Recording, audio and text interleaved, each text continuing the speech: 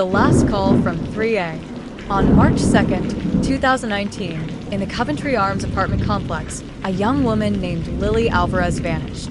She was 27 years old. She lived in apartment 3A, and by the time police arrived, it was already too late.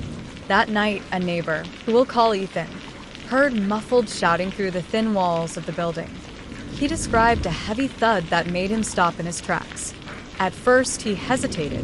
Then, at 11:36 p.m., Ethan dialed 911. Police response time was 11 minutes. When Officer Ramos knocked on Lily's door at 11:47, there was no answer. The building manager opened it with his master key. The apartment was empty, but inside, officers smelled bleach. It wasn't long before they found Lily's phone, set to silent, tucked under the stove. The last text she sent, at 11:19 p.m., read simply, "En moi." It had been sent to a number with no name attached. Investigators traced it to a burner phone, purchased just hours earlier with cash.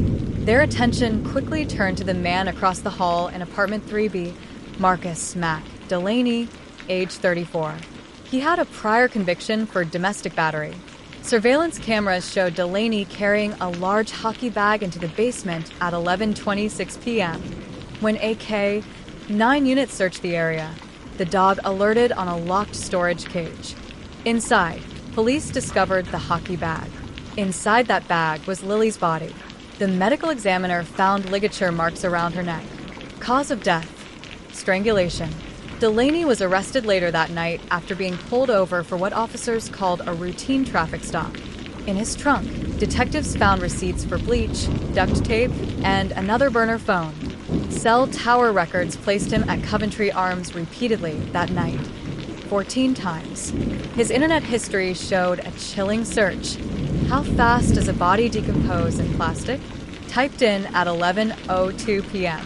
In June of 2021, Marcus Delaney was found guilty of murder and sentenced to life without parole. But Lily's family still struggles with the timeline. They believe she might have survived if the 911 operator had marked the call as an assault in progress, rather than a suspicious noise. An internal review later confirmed the call was misclassified.